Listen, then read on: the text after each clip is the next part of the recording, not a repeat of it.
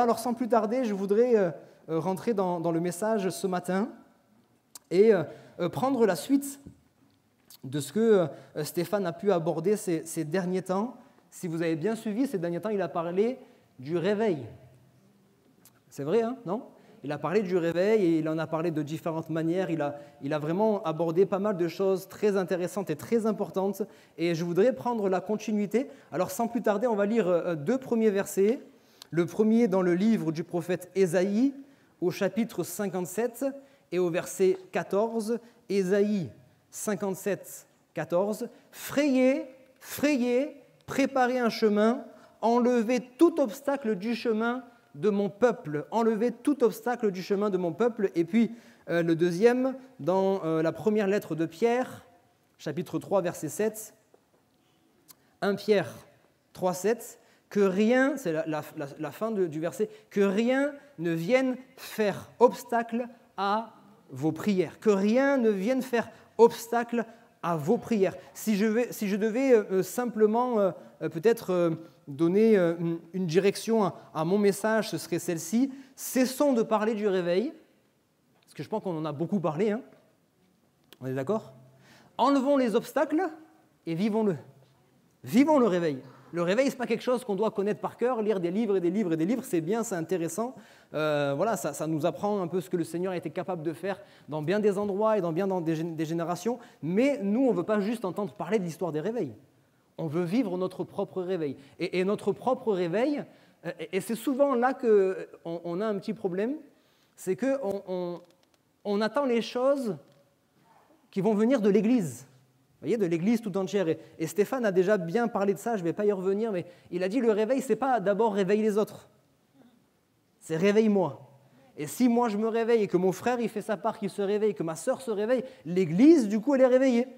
Amen. Et en fait, même si toi tu veux rester endormi, je ne vais pas te juger, mais moi je vais me réveiller quand même. Et j'espère qu'en étant réveillé, vous savez, ça vous arrive, hein, je donne un exemple tout simple, vous êtes dans une maison, moi c'était une maison turbulente chez moi.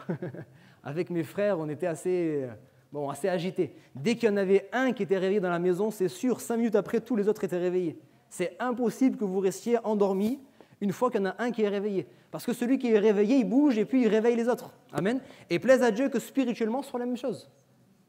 Que quelqu'un puisse se réveiller et puis en se réveillant, puisse réveiller les autres également. Amen. C'est un peu la pensée que je voudrais partager avec vous. Avant de commencer, je voudrais vraiment vous encourager. Ok ?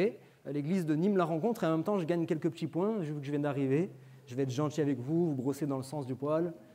Mais c'est sincère ce que je vais dire quand même. C'est pas parce que, ok, vous êtes une église vraiment bénie. Là, vous avez le droit de dire amen. Vous êtes une église vraiment bénie, sincèrement.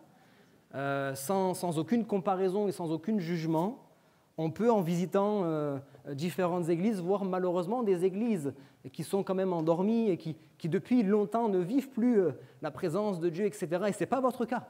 Vous êtes une église bénie dans bien des domaines, même si l'église, on le sait, ce n'est pas les bâtiments, l'église c'est vous, mais les bâtiments, ils sont aussi importants. Moi, je viens d'une église, toute l'église, c'était votre hall. Et encore, votre hall, il est bien, il est propre, il est homologué, il est tout. Toute l'église, c'était votre hall, vous voyez ? Et on était là, on voulait faire la classe d'école du dimanche, c'était compliqué. On a mis tous les enfants presque de 3 ans jusqu'à 12 ans, et c'était tous dans la même salle. On n'a qu'une seule salle, on doit tous les mettre ensemble, on est obligé de faire des leçons spéciales pour que ça puisse parler aux 3 ans, que ça puisse parler aux 12 ans, etc. etc. On voulait faire, et on l'a fait, l'aide aux devoirs, mais on n'avait pas de locaux, on avait 4 tables et 40 gamins qui arrivaient. C'était compliqué. Vous voyez, c'était compliqué, tout était compliqué. Mais Dieu vous a fait grâce d'avoir des locaux. Ça ne fait pas tout, on est bien d'accord, ça ne fait pas tout, mais quand même, c'est un bel outil. On est d'accord pour ça ? C'est un bel outil. Une fois qu'on a des beaux locaux, qu'on se sent bien et qu'on a la possibilité avec ces locaux d'accueillir les enfants, d'accueillir les jeunes, d'accueillir peut-être plus tard des actions sociales, etc., c'est vraiment un bel outil. Quand on a vu dimanche dernier, peut-être que vous êtes habitués à ça et tant mieux. Mais moi, j'étais tellement émerveillé de voir l'estrade remplie d'enfants de tous âges et qui sont là, qui ont soif d'entendre parler de Jésus, de connaître Jésus. Il y avait 34 ados qui étaient là aussi également. Amen. Et il y avait la jeunesse, etc. On voit, il y a des mariages, il y a des naissances, il y a tout ce qu'il faut. Il y a quand même la bénédiction dans l'Église. Et moi, ce qui m'encourage véritablement, et je veux honorer ça, c'est que malgré tout, vous avez encore soif de Dieu. Et ça, c'est beau. Parce que finalement, vous auriez pu vous dire, bon, on est arrivé, hein, c'est bon, on a nos locaux, on a tout ce qu'il faut, on peut se reposer tranquillement et puis attendre que ça se passe. Non, non, vous avez encore soif de Dieu. Amen. Quand on vous prêche un message sur le réveil, vous ne dites pas, ouais, bon, c'est bon, nous, on a tout ce qu'il faut. Vous avez soif et ça, c'est bon. Ça, c'est merveilleux. C'est cette soif qui va vous permettre de vivre plus de choses encore. Amen. Est-ce qu'il y a des gens dans ce lieu qui ne sont pas encore rassasiés, qui veulent vivre plus de Dieu? Levez la main bien haut. Il y en a, ils osent. Ah, c'est bien. On veut vivre plus de la présence de Dieu. On veut aller plus loin avec le Seigneur. Et pour cela, c'est ce que j'ai dit ce matin, il faudra enlever quelques obstacles. J'en ai noté 4, il y en a certainement plus que ça. Hein. Les obstacles, il y en a tellement. J'en ai noté 4, on n'aura peut-être pas le temps de tous les voir ce matin, ce n'est pas bien grave. Mais voici, on va prendre le premier déjà. Le premier, je l'ai intitulé « Le mauvais contentement ». Il y a un bon contentement et il y a un mauvais contentement. C'est quoi le mauvais contentement? C'est juste ce sentiment d'être justement rassasié. Ce sentiment on est déjà arrivé, ça y est, on a atteint le but, et on se contente de ce qu'on vit, on se contente de ce qu'on a déjà. On ne cherche pas à avoir plus. On cherche pas à avoir plus. Et comprenez bien ceci, le diable, parce qu'il faut parler du diable aussi, il existe, hein, le diable fera tout ce qui est en son pouvoir pour nous empêcher de vivre les bénédictions que Dieu a en réserve pour nous. Hier, je ne vais pas refaire le message d'hier à la jeunesse, mais hier, je disais aux jeunes, Jésus a déjà tout accompli. Et vous aussi, je vais vous bousculer un tout petit peu, désolé. Mais nous, on est encore en train, je mets des parenthèses, vous apprendrez à comprendre mon vocabulaire, mais on est encore en train de déranger Jésus. Jésus fait ceci, s'il te plaît, Jésus fait cela, Jésus guéris-moi, Jésus délivre-moi, Jésus fait ceci. Jésus a dit, j'ai tout accompli. Il a envie de nous répondre, mais tu veux que je fasse quoi de plus? Après avoir tout accompli, qu'est-ce que je peux faire de plus pour toi? Je t'ai tout donné, toutes les bénédictions sont oui et amen en Jésus-Christ. Maintenant, c'est à toi de prendre cette bénédiction. Elle est pour toi, elle est à toi, prends-la. Sans hésiter, sans avoir de culpabilité ou de remords ou quoi que ce soit, prends la bénédiction que le Seigneur a prévue pour toi. Amen. Et le mauvais contentement, c'est ça, c'est Seigneur, tu m'as déjà donné, je vais me contenter de ce que tu m'as donné. Vous savez, le diable, comme j'ai dit, il va essayer d'abord de nous empêcher de vivre ces bénédictions. Il va essayer de le faire au travers de l'incrédulité. Hein, des fois, il met dans nos esprits des faux raisonnements, des mensonges qui nous empêchent de croire dans les promesses de Dieu. Pourtant, les promesses de Dieu, elles sont simples. Pourtant, nous savons au fond de nous que Dieu n'est pas un homme pour mentir, ni fils d'un homme pour se repentir. Quand il dit quelque chose, il l'accomplit. On le sait, mais dans la pratique, on vit tous les mêmes choses. Ou bien je suis peut-être tout seul. Des fois, on doute. Hein. Vous doutez ou pas? Ouais, on doute. Parce qu'en fait, on a même plus de facilité à prier pour les autres que pour nous. C'est vrai ou pas? Quand on prie pour les autres, on a une foi extraordinaire. Quand on doit prier pour nous, là, il y a plein de raisonnements, plein de mensonges qui sont là. Donc le diable, il est là, il va essayer certaines fois par la peur. Il va essayer de nous paralyser par la peur. Il va essayer de le faire par la culpabilité. Mais tu es un mauvais chrétien, tu es une mauvaise chrétienne. Tu veux que je te rappelle ce que tu as fait la semaine dernière? Tu veux que je te rappelle que tu as désobéi au Seigneur? Tu veux que je te rappelle ce que tu as fait, etc., etc. Et il est là constamment pour nous culpabiliser et pour nous faire croire parce que tu as péché, du coup tu ne mérites pas. Il veut toujours nous ramener au mérite. J'étais avec des jeunes vendredi soir et je leur disais, vous savez, le diable, franchement, il est malin. On ne l'appelle pas le malin pour rien. Avant votre conversion, regardez comment il va tout faire pour que vous ne regardiez pas la grâce. Parce que la grâce, c'est justement ça, tu ne mérites pas, tu es un pécheur, tu es une pécheresse, tu es ceci, tu es cela, mais Dieu t'aime, cherche même pas, Dieu t'aime, c'est juste ça, Dieu t'aime, et Dieu veut te bénir, Dieu veut te guérir, etc., etc. C'est une grâce, c'est immérité, ça c'est la grâce, ok? Avant qu'on rencontre le Seigneur. Il ne veut pas qu'on entende parler de ça parce que c'est ce qui peut nous permettre d'être sauvés.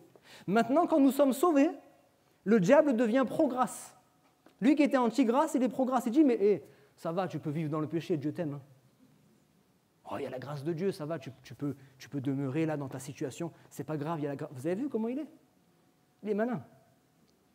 Et il arrive constamment à nous faire tourner en rond, à nous empêcher de vivre la grâce de Dieu. Et quand il n'arrive pas à empêcher cela, quand il n'arrive pas à empêcher que nous recevions la bénédiction de Dieu, qu'est-ce qu'il fait? Sa deuxième stratégie, c'est ça. Il nous met dans le contentement. Tu as déjà reçu une guérison, ou peut-être même pas une guérison, un soulagement. Contente-toi de ce soulagement, c'est mieux qu'avant. Eh oui, avant tu souffrais tous les jours et maintenant, voilà, c'est quand même un peu mieux. Contente-toi de ça, c'est déjà bien. Il y en a qui n'ont même pas de soulagement. Tu as reçu déjà une bénédiction dans tel domaine et dans tel autre domaine, c'est bien, n'en demande pas trop non plus. Le Seigneur, il a d'autres personnes à s'occuper aussi. J'extrapole un peu, bien sûr. Mais vous avez compris comment l'ennemi vient pour nous mettre dans une certaine forme de contentement. Et je voudrais juste donner quelques exemples bibliques pour que vous puissiez comprendre ça. Prenez l'exemple du peuple hébreu, on connaît tous ce passage-là. Et je dis on connaît tous, peut-être qu'il y a des nouveaux au milieu de nous, et le Seigneur vous parle aussi ce matin, le Seigneur veut également vous manifester sa grâce et son amour, vous sauver, vous guérir, vous délivrer. Approchez-vous de lui, de tout votre cœur, simplement. Vous n'avez pas besoin de connaître toutes les promesses de Dieu, vous n'avez pas besoin de connaître toute la parole de Dieu, venez avec votre cœur. Et quand vous viendrez avec votre cœur, le Seigneur répondra à toutes vos questions, à tous vos besoins. Amen. En son temps et comme il le désire lui. Mais sinon, regardez le peuple hébreu. Alors le peuple hébreu, il sort d'Égypte, il doit aller en terre promise. Et on sait, nous, qu'il peut traverser le désert vraiment simplement, rapidement, en quelques temps, sauf qu'il va tourner en rond pendant 40 ans. Et qu'est-ce qui va se passer pendant ces 40 années? Les premiers temps, c'était vraiment compliqué. Premier temps, c'était vraiment compliqué, c'est, excusez-moi l'expression, galère sur galère. Et puis, à un moment donné, ils vont quand même vivre des choses extraordinaires. Déjà depuis l'Égypte, avec les plaies, etc., la mer qui s'ouvre en deux, etc. Mais à un moment donné, ils vont commencer à vivre des miracles comme la manne. La manne qui vient chaque jour pour les nourrir, etc. La colonne de nuée, la colonne de feu, le rocher duquel l'eau peut sortir, etc. Ils vivent des choses extraordinaires. Et vous savez quoi? Ils se sont contentés de ça. Parce que quand même, c'est merveilleux la manne. Vous n'avez jamais vécu ça, je pense. Hein, la manne qui tombe du ciel, la colonne de nuée, la colonne de feu, tout ce qui vivait, c'était juste extraordinaire. Mais c'était tellement rien en comparaison avec ce que Dieu voulait leur donner. Dieu avait un projet bien plus grand que ça. Son but, c'était de les emmener en terre promise, là où coule le lait et le miel. C'était d'avoir la bénédiction, c'était de leur donner une terre pour eux. C'était leur héritage. Mais eux, ils se sont contentés de rester dans le désert. Ils se sont contentés de la manne. Qu'est-ce qui se passe à un moment donné ? Lorsqu'on reste dans le contentement, ce qui nous suffisait hier, tôt ou tard, ça ne nous suffit plus. Et tôt ou tard, qu'est-ce qui s'est passé ? Ils ont commencé à se lasser de la manne. Ouais, à l'époque, on était juste émerveillés, mais c'est bon, la manne, matin, midi et soir, ça commence à... Voilà, on aimerait bien changer un petit peu. Et dans notre vie spirituelle, c'est la même chose. Lorsqu'on se contente de ce que Dieu nous donne, lorsqu'on se contente de ce que Dieu nous a donné hier, alors que nous devrions prendre ce qu'il a réservé pour nous aujourd'hui, au bout d'un moment, on finit par se lasser. On peut à un moment donné même malheureusement lever le poing contre Dieu, commencer à murmurer contre Dieu, on ne comprend pas ses plans et c'est compliqué. Deuxième exemple, je l'ai cité mardi à la réunion de prière, la piscine de Bethesda, particulier aussi comme passage. Un lieu où il y a toutes sortes de malades, un lieu où il y a un événement particulier, de temps en temps un ange descend et remue l'eau. Comme je disais, il faut connaître cette particularité, c'est que ce n'est pas une grande piscine, hein, c'est plusieurs bassins. Et l'ange descendait et remuait l'eau, mais dans un des bassins, on ne sait pas quel bassin. Alors si on était à l'autre bout de la salle, le temps de traverser, il y avait déjà quelqu'un d'autre qui était à côté et qui était guéri. Et c'est particulier parce qu'on ne comprend pas pourquoi, c'est assez aléatoire, et c'est le premier qui est guéri, c'est qu'un seul qui est guéri, etc., etc. Mais sauf qu'à ce moment-là de l'histoire, il n'y a tellement plus rien qui se passe en Israël qu'on s'est contenté de ça. Depuis Malachie, même prophétiquement, il n'y a plus rien qui se passe. Et spirituellement, il y a une période de désert spirituel. On le sait ça, jusqu'à l'arrivée de Jésus. Il y a une période de désert spirituel où on ne vit plus rien, ou en tout cas presque plus rien. Du coup, le peu qu'on vit, on se contente de ça. Et vous voyez comment le diable il arrive à nous tromper certaines fois ? Parce que si en fait il ne s'était pas contenté que de temps en temps un remue de l'eau, ils se seraient mis tous à prier, ils se seraient mis tous à chercher la face de Dieu. Et le Seigneur il dit, si tu t'humilies, si tu pries, si tu cherches ma face, je te répondrai, je te guérirai, etc., etc. Si tu reviens à moi de tout ton cœur, si tu viens, que tu intercèdes, je te glorifie. Enfin, vous voyez, on connaît tous ces passages. Mais à cause de ce contentement du remue de l'eau de temps en temps, ils sont passés à côté. Et je disais mardi, même Jésus va rentrer dans cette piscine, il a la capacité, le pouvoir et je crois même la volonté de guérir tous les malades.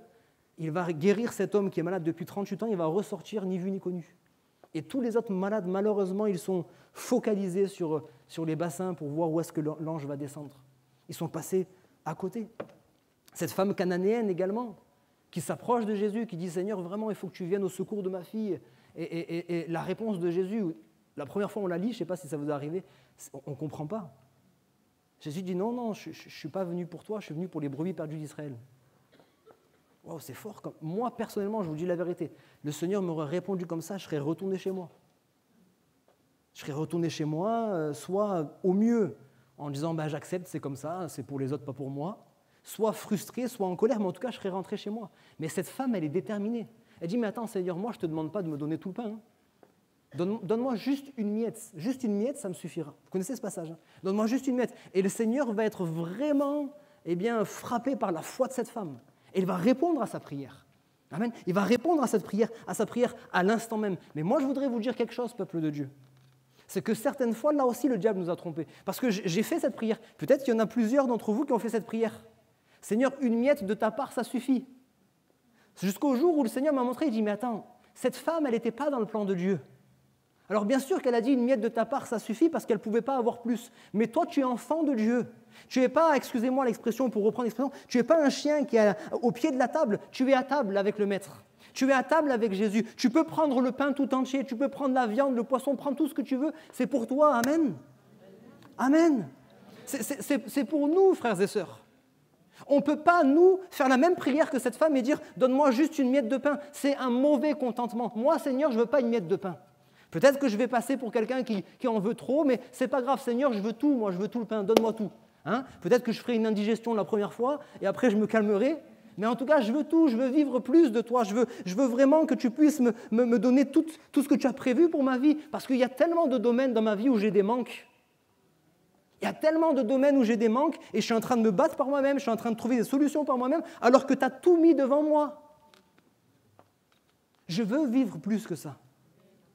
Bartimée et l'homme qu'on appelle le fou de Gadara, ils ne se sont pas contentés justement d'une expérience. Bartimée était aveugle, Jésus va venir, va le guérir. Le fou de Gadara était lié par une légion de démons. Les deux vont faire une expérience avec le Seigneur et les deux vont pas dire Seigneur, merci, et puis à la prochaine. Continue ta route de ton côté, moi je continue de la mienne. Bartimée, il était le long du chemin, mais quand il a été guéri, la Bible nous dit qu'il a marché avec Jésus sur le chemin. Lorsque le fou de Gadara a repris son bon sens, il allait vers Jésus, il dit « Laisse-moi venir avec toi ». Bon là c'était particulier, Jésus va lui dire « Reste ici et témoigne autour de toi de ce que tu as vécu ». Mais cet homme voulait. C'est tellement terrible lorsqu'on se contente d'un verre d'eau, alors qu'on pourrait avoir la source d'eau vive dont la Bible nous parle. J'ai rencontré des personnes. Vous savez, je suis arrivé dans l'église d'Alariane et j'étais jeune pasteur, bien sûr, en formation, et je priais chez moi. J'ouvre une petite parenthèse. Ma femme va rigoler parce que j'ouvre beaucoup de parenthèses. Et des fois, je ne les referme pas. Bon, bref, c'est pas grave. Et donc, j'étais à l'Ariane et moi, je priais, je disais, Seigneur, la première fois que je vais devoir prier pour un malade, vas-y mollo, ok ? Envoie-moi quelqu'un qui, je ne sais pas, moi, a des petits problèmes d'estomac que depuis une semaine. Envoie-moi quelqu'un qui, voilà, de temps en temps, rarement, a une migraine. Voilà. Envoie-moi un petit truc tranquille, quoi. J'arrive à l'Ariane et on m'appelle. Oui, pasteur, il faudrait venir faire une visite pour quelqu'un qui est malade. Pas de problème, j'arrive. J'arrive et on me présente ce monsieur. Il venait de la Martinique, il est venu en France pour être soigné cancer du pancréas. On sait que le cancer du pancréas, tous les cancers sont vraiment dangereux et compliqués à gérer, mais le cancer du pancréas, c'est un cancer qui est vraiment particulier.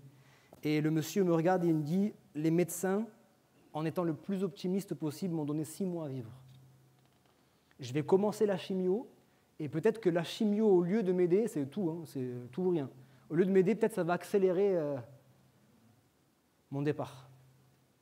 Cet homme, il ne connaît rien au Seigneur, il ne connaît rien à tout cela, donc je lui prêche le message de l'Évangile et je lui dis, tu sais, le plus important, ce n'est pas que tu sois guéri, même si je crois dans la guérison, même si je crois dans la guérison miraculeuse, même si je sais que le Seigneur veut te guérir, le plus important, ce n'est pas ça, le plus important, c'est que tu sois sauvé. Donc je lui prêche le message de l'Évangile, je lui dis, le Seigneur peut ne pas te guérir,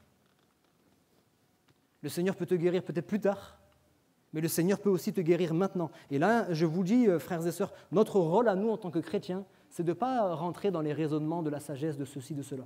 Faites ce que vous voulez, mais moi, quand je suis devant un malade, je lui prêche le message de l'Évangile et je lui dis que Dieu guérit. Je ne vais pas rentrer dans tous les détails de ceci. Je lui dis quand même que c'est possible que Dieu ne guérisse pas et que c'est possible que Dieu ne guérisse pas maintenant, mais je termine en disant, moi, je veux croire que Dieu va te guérir maintenant. Parce qu'à force de leur donner toutes les possibilités, ils ne savent plus quoi croire et ils vont croire plus tôt. À cause de Satan, encore une fois, ils vont croire plutôt que le Seigneur ne va pas les guérir, plutôt que le Seigneur va les guérir. Donc j'ai terminé en disant, moi je vais prier pour toi, et moi je vais prier pour que Dieu te guérisse maintenant. Après le Seigneur fera ce qu'il veut, c'est lui qui est souverain, mais moi je vais prier pour qu'il te guérisse maintenant. Et il a été guéri.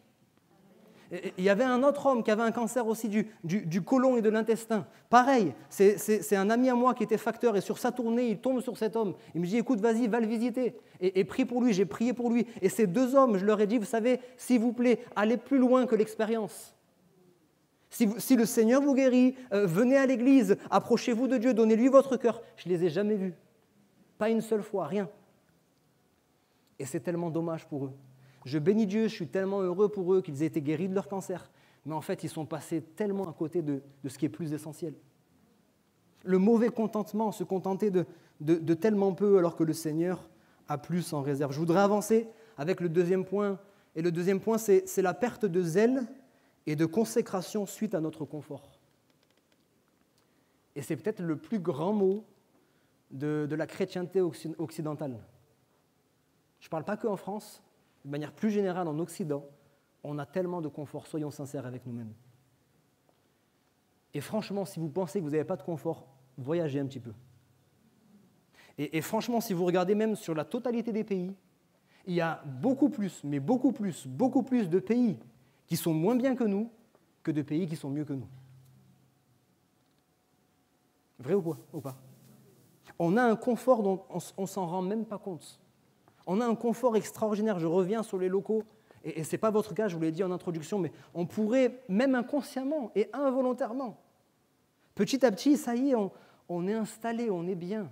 Et peut-être, pas pour toute l'Église, peut-être certains d'entre vous vont dire, c'est vrai. Si je regarde vraiment sincèrement, le zèle que j'avais autrefois dans les anciens locaux, le zèle que j'avais autrefois peut-être quand j'étais dans une autre assemblée, où c'était compliqué, c'était difficile, on n'avait rien, le zèle que j'avais autrefois, je ne l'ai plus, ce zèle. Je n'ai pas fait exprès de le mettre de côté. C'est juste inconsciemment, avec le temps, je me suis installé tranquillement dans mon confort. Je me suis installé tranquillement, sans parler de la vie chrétienne du quotidien. On rentre après une journée fatigante, on rentre après une journée chargée, et là, il y a l'appel de la prière, il y a l'appel de la parole de Dieu, où on sent au fond de nous qu'on a besoin de passer un temps avec le Seigneur, mais il y a aussi l'appel de la télévision, il y a l'appel du canapé. Et cet appel-là, il est fort quand même pour notre chair. Mais ce que je vous dis, je me le dis à moi aussi. Et sincèrement, à ma honte, combien de fois ça m'est arrivé? Encore une parenthèse. Vous savez, quand on parle d'attrister le Saint-Esprit, souvent on pense à des choses vraiment graves, etc. Je vous partage juste une expérience, peut-être ça va parler à quelques-uns. Un jour, je rentre de l'église après une réunion, et je ne sais pas si vous avez déjà vécu ça, je rentre dans l'immeuble, une odeur de plat, waouh! J'ai monté les escaliers 4 par 4 et j'ai prié, je dis Seigneur, s'il te plaît, que cette odeur, elle vienne de chez moi. Sinon, c'est pas grave, je rentre pas à la maison, je m'invite chez les voisins. C'est vraiment, ça sentait tellement bon, vraiment. Et puis je monte un étage, je vois que c'est bon, ça a l'air d'être chez moi, 2 étages, et je vous promets, juste avant d'arriver, mais ça ne peut pas s'expliquer, je ne peux pas vous expliquer, une conviction en moi, ce soir, tu vas jeûner. Ce soir, tu vas te mettre à part. Vous rigolez, mais moi, je n'ai pas rigolé. Ce soir, tu vas te mettre à part et tu vas prier. Le Seigneur m'avait donné même un sujet en particulier. Mais vous savez, puisque je n'ai pas rencontré un ange dans les escaliers pour que ce soit vraiment officiel, etc., puisque c'était juste une pensée intérieure, et que là, à ce moment-là, commence un combat entre la chair et l'esprit, ma chair, elle a dit, ouais, mais est-ce que c'est vraiment l'esprit qui te dit de jeûner? Et puis, si jamais tu dois jeûner, tu pourras très bien jeûner demain midi, par exemple, ou demain soir, etc. Et ce n'est pas faux comme raisonnement. Ce n'est pas faux. Et je me suis laissé entraîner par ce raisonnement. Je vous le dis sincèrement, je me suis laissé entraîner par ce raisonnement. Je suis rentré, et je le dis à ma honte, j'ai fait mon égoïste. Je suis rentré, j'ai mangé. Qu'est-ce qui s'est passé le lendemain matin? Parce que quand même, quand le Seigneur nous parle, on a beau certaines fois passer à côté, mais quand même, au fond de nous, on aime le Seigneur. Alors, le lendemain matin, je me réveille et je dis, Seigneur, aujourd'hui, je vais jeûner. Tu m'as demandé de jeûner. Et peut-être vous ne comprendrez pas ce que je vais vous dire. Mais c'était passé. C'était passé. Alors oui, j'aurais pu jeûner, mais il n'y avait plus ce truc où c'était le moment. Vous voyez ce que je veux dire? Il y a des rendez-vous de Dieu. C'est la même chose lorsqu'il nous réveille pendant la nuit à 3 heures du matin. Et les premières fois, on se dit, mais Seigneur, c'est bon, je dors encore un peu, et dès que je me lève, on est sincère, dès que je me lève, je vais commencer la prière, sauf que c'est maintenant, là, à 3 heures que tu dois prier, parce que tu dois précéder la journée dans la prière, parce que peut-être à ce moment même, là, il y a quelqu'un qui est en danger, maintenant, pas à 9 heures. Vous voyez, s'il y a quelqu'un qui peut-être est en train de rentrer du travail, ou j'en sais rien, qui est en train de prendre la route à 6 heures du matin, qui doit avoir un accident à 6 heures, c'est pas en te levant à 9 heures que tu vas prier pour lui. Vous comprenez ce que je veux vous dire? Et des fois, il y a des rendez-vous comme ça qu'il ne faut pas louper. Et à cause de notre confort, eh ben, on passe à côté de ça, de ces moments où c'est ça le réveil, où on vit des choses, une autre dimension. Où on entend des témoignages certaines fois de la bouche des uns et des autres, on dit mais ça je veux le vivre, ça je veux le vivre, mais je ne peux pas demander à le vivre sans aussi payer le prix. Sans aussi payer le prix, sortir de ce confort, sortir de toutes ces choses qui sont là dans nos vies et qui nous empêchent encore une fois de vivre le miraculeux. Allez, 3e point, parce que je veux quand même au moins aborder le 3e point, et on terminera sur ce 3e point, pas sur le 4e. Le 3e point, c'est celui-ci, le découragement suite à la persécution liée à la consécration. Et ça nous est tous arrivé. À un moment donné dans notre vie où on a voulu aller plus loin, il y a eu la persécution. Je vous cite simplement 2 Timothée chapitre 3, verset 12. 2 Timothée 3, 12. « Tous ceux qui veulent vivre pieusement en Jésus-Christ seront persécutés. » Waouh, Paul, merci, hein, tu nous encourages. Franchement, ça donne envie.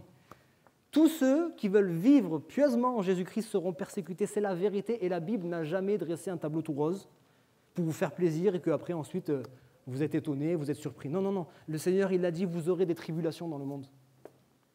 Mais il dit quoi à la suite? Prenez courage, j'ai vaincu le monde. Vous aurez des tribulations, je vous envoie comme des brebis au milieu des loups.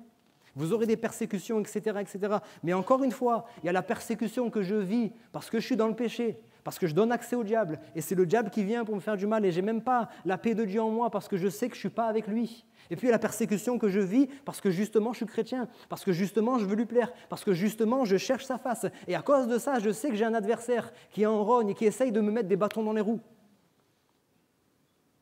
Et vous l'avez peut-être tous vécu à un moment donné dans votre vie où vous vous dites « Je prends cette résolution de me consacrer davantage, un peu plus dans la prière.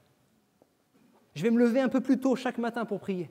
Je prends cette résolution de me consacrer davantage à l'étude de la parole. Je ne veux pas me contenter simplement de ce qu'on me donne le dimanche matin ou même si je viens la semaine. Je veux méditer moi-même la parole de Dieu. Je sais que ça prend du temps, je sais que ça peut prendre certaines fois de l'énergie, mais je prends cette décision de me consacrer. Je prends cette décision de me consacrer davantage dans le service. Je prends cette décision de me consacrer davantage dans mon témoignage pour faire des disciples. Je prends cette décision de me consacrer davantage dans le combat spirituel, l'intercession pour les âmes. Vous savez quoi? Avant même que vous bougiez le premier petit doigt, alors que vous avez pris une décision dans votre cœur, à cause de ça, attendez-vous à ce que le diable vienne vers vous. Attendez-vous au retour de bâton, c'est normal. J'ai envie de dire, c'est de bonne guerre même. C'est comme ça, on ne peut pas être étonné. La vie chrétienne, ce n'est pas un long fleuve tranquille, et je parle à des convaincus. Mais des fois, on a besoin de se le rappeler. Parce qu'on est étonné, pourquoi c'est si compliqué, pourquoi c'est si difficile. Si franchement tu mènes une vie tranquille, pose-toi peut-être des questions, mon frère ou ma soeur. Avec amour, je te le dis. C'est que franchement, le diable, il s'en fiche. Viens à l'église, ouais, pas de souci. Tape des mains, chante, fais ce que tu veux. Dans la pratique, ça ne change rien. Et lui, il le sait, il dit, toi, tu ne me déranges pas du tout. Fais ce que tu as à faire, ça ne pose pas de problème, ça ne me dérange pas. Viens, chanter des cantiques, ça ne dérange pas le diable. Hein. Mais chanter des cantiques avec le cœur, ça change les choses. Prier, ça ne dérange pas le diable. Si vous faites des prières comme ça en l'air, il y a des millions de personnes qui prient sur cette terre. Mais quand vous priez véritablement avec la foi, quand vous priez avec le cœur, là, ça fait trembler l'ennemi. Et peut-être que quand vous avez vécu ce moment-là, il y a eu la persécution qui est venue juste derrière et ça vous a freiné. Si c'est ça la consécration, je vais réfléchir à 2 fois. Parce qu'à chaque fois que je me mets à prier pour les âmes, justement, c'est ma famille qui commence à vivre des conflits. À chaque fois que je me mets à étudier davantage la parole de Dieu, il y a un problème qui vient dans ma vie, il y a un problème qui arrive, c'est compliqué, il y a de l'opposition, il y a l'épreuve. Je vous donne juste un témoignage. Quand j'ai commencé le mystère, particulièrement dans le domaine de la délivrance, je le dis comme ça, j'en ai parlé aux jeunes, on apprendra à se connaître avec le temps. Moi, je veux partager les choses. Je l'ai dit aux jeunes encore un peu plus simplement, j'ai été direct avec vous, je vais mettre les formes, mais si vous voulez penser que je suis orgueilleux, chacun a un droit. Hein. Mais dans l'Église, vous savez ce qui se passe dans l'Église? Encore une fois, le diable nous a trompés. À vouloir vraiment se garder de l'orgueil, et c'est bon, que chacun se garde de l'orgueil. Hein. Parce qu'en fait, vous avez beau dire ce que vous voulez, vous êtes tous des orgueilleux, vous aussi. Hein. Il n'y a pas beaucoup d'amen, mais c'est la vérité. Je vous aime. Hein. Mais on a tous en nous une part spirituelle, mais on a tous une part charnelle. Et dans cette part charnelle, il y a de l'orgueil, que vous le vouliez ou non. C'est certain. Donc celui qui dit « je ne suis pas orgueilleux », il est dans le déni. Moi, je préfère dire « mais je combats contre l'orgueil ». Voyez ? Mais à force de ça, on n'ose plus partager. Si je partage ce que le Seigneur a fait dans ma vie, les gens ils vont croire que ça y est, je vais me le raconter. Si je partage ce que le Seigneur a fait dans ma vie, au travers de ma vie, quand j'ai prié pour telle personne, ils vont croire. Non, c'est pas ça. On veut juste s'encourager les uns les autres. J'insiste, c'est ce que le Seigneur a fait dans ma vie. Mais il faut bien que je le dise quand même. Ce n'est pas le Seigneur qui va aller te réveiller en songe pour te dire ce qu'il a fait pour moi. C'est à moi de proclamer ça, à moi de témoigner. Amen. Alors je le dis parce qu'il y a des choses qu'il faut qu'on puisse dire clairement.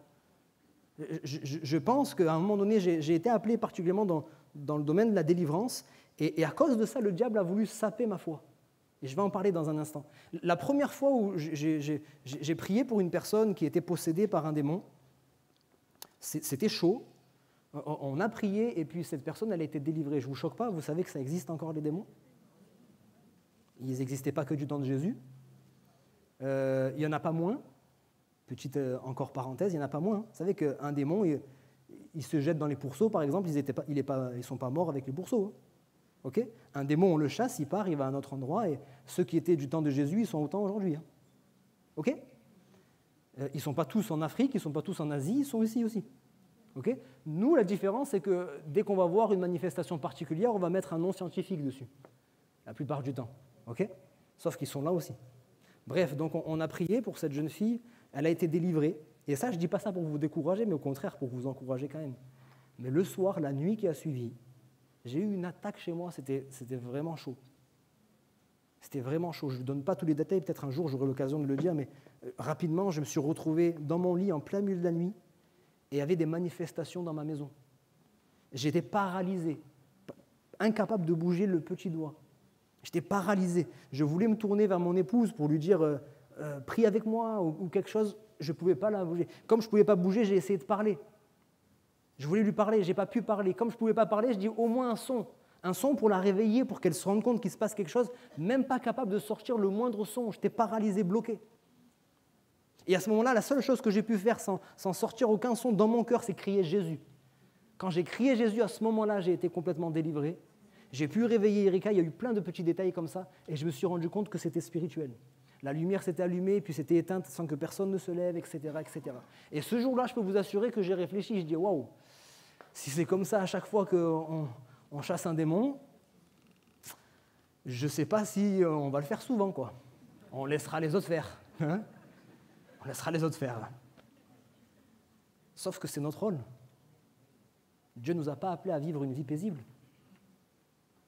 Et quand vous avez reçu quelque chose dans votre cœur, quand vous avez reçu un appel dans votre vie, comptez encore une fois sur le diable pour venir détruire cet appel dès le début dans l'œuf.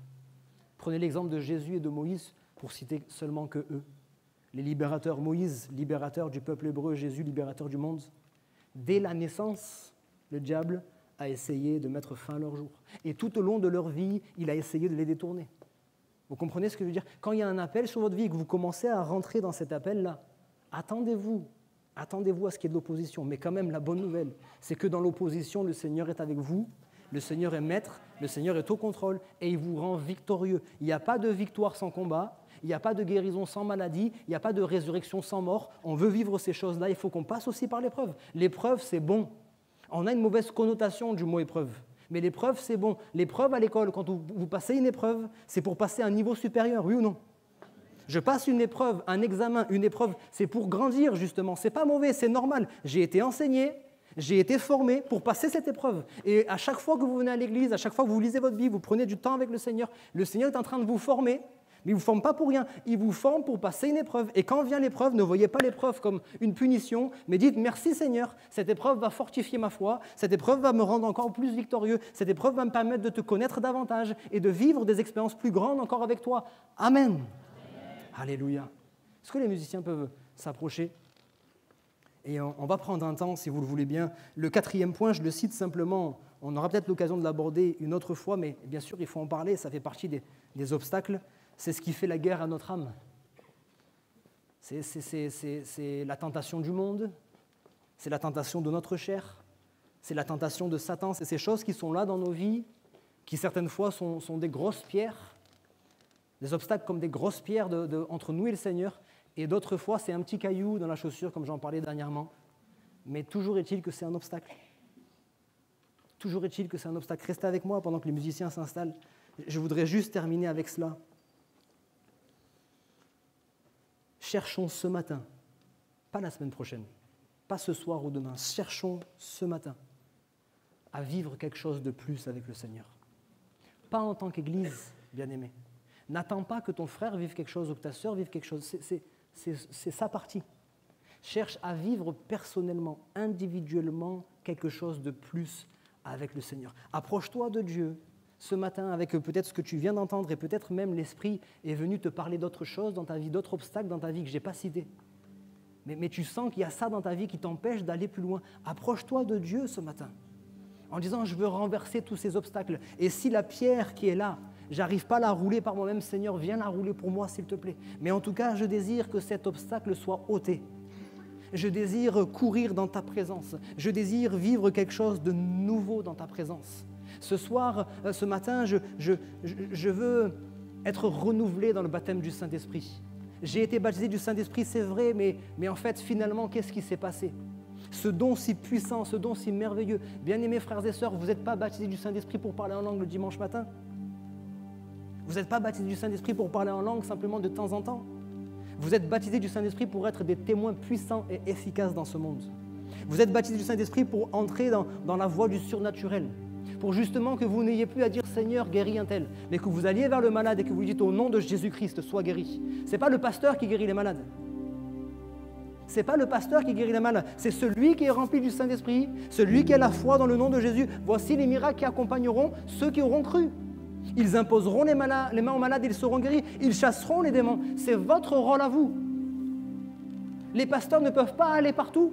La ville de Nîmes est quand même assez grande et les villages alentours. On ne peut pas être partout, mais le Seigneur, dans sa souveraineté, vous a placé dans des villages différents. Il vous a placé dans des entreprises différentes. Il vous a placé dans des familles différentes pour que vous puissiez aller vers les gens, prier pour les malades, donner une parole de connaissance qui va débloquer une situation, donner une parole de sagesse, opérer un miracle. Ça, c'est notre rôle à tous. Ça ne doit pas être quelque chose qui est extraordinaire. De telle sorte qu'au bout d'un moment, on ne devrait même plus être étonné que quelqu'un vienne ici, là, à ce pupitre, pour dire « Cette semaine, frères et sœurs, j'ai prié pour mon collègue de travail qui était malade et il a été guéri instantanément. » On va se réjouir, mais on ne sera pas étonné. C'est la norme. C'est la norme de la vie chrétienne. C'est la norme de l'Église primitive. C'est la norme de ce qu'on devrait vivre si on vit véritablement le réveil. Le réveil, c'est ça, ce n'est pas juste en parler. Laissez-moi une dernière chose. Le réveil doit se traduire au bout d'un moment. Je sais que je commence mal. Je devrais attendre au moins 6 mois ou 1 an pour vous parler de ces choses-là. Mais ce n'est pas grave. Vous m'aimez et je vous aime. Dites-moi Amen pour me rassurer. Comment on voit qu'une église est réveillée? On le voit quand même souvent à la réunion de prière. Et l'église de Nîmes n'est pas la seule église dans ce cas-là. J'ai visité pas mal d'églises. J'ai discuté avec pas mal de collègues. Et souvent, il y a un écart énorme, pas un petit écart, un écart énorme entre ce que nous sommes le dimanche matin et ce que nous sommes à la réunion de prière. Et alors que je suis en train de parler, je n'ai même pas fini ma phrase, que tu es déjà en train dans ta tête de me sortir tous tes arguments. Ouais, mais je travaille. Mon travail, il est fatigant. Je veux bien te croire, mon frère, je veux bien te croire, ma sœur, je veux bien te croire. Mais je crois aussi que dans ceux, et sans faire de comparaison, ils ne sont pas meilleurs que vous.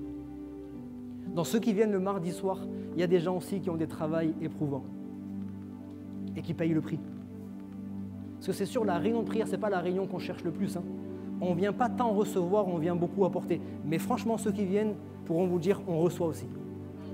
Quelqu'un dira, oui, mais moi, j'habite pas sur Nîmes, j'habite dans un village éloigné. J'ai rencontré des gens qui habitent à 30, voire 45 minutes d'ici et qui viennent à la réunion de prière.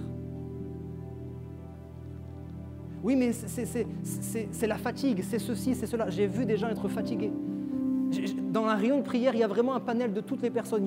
Il peut y avoir une mère avec ses enfants, il peut y avoir un travailleur, il peut y avoir un retraité, il peut y avoir quelqu'un qui est malade, il peut y avoir quelqu'un qui finit juste 10 minutes avant la réunion de prière et qui vient quand même. Mais si vraiment on veut vivre le réveil, il faut qu'on soit présent aussi dans le combat.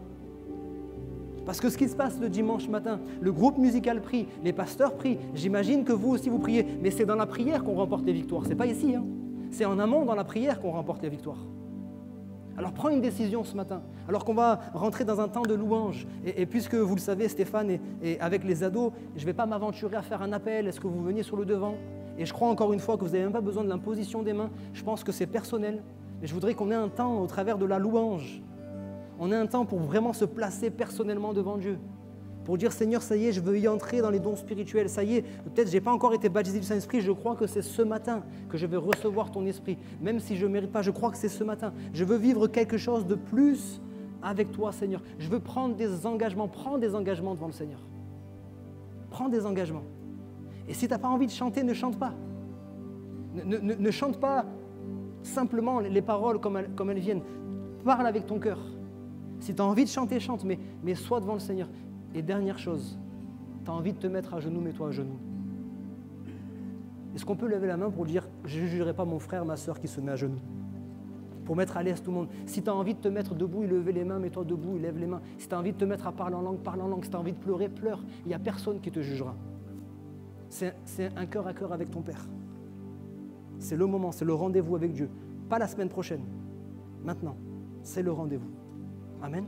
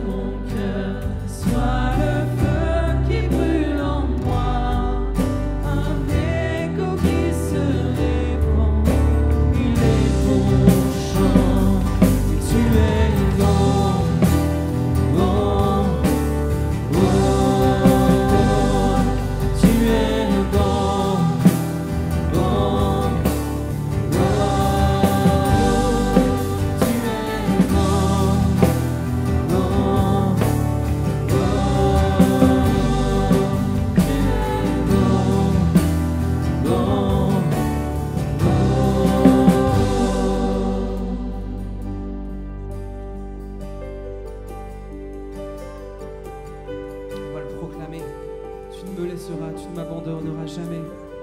C'est les promesses qui sont dans la parole de Dieu.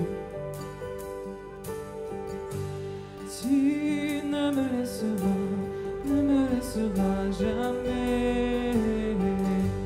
Tu ne me laisseras jamais.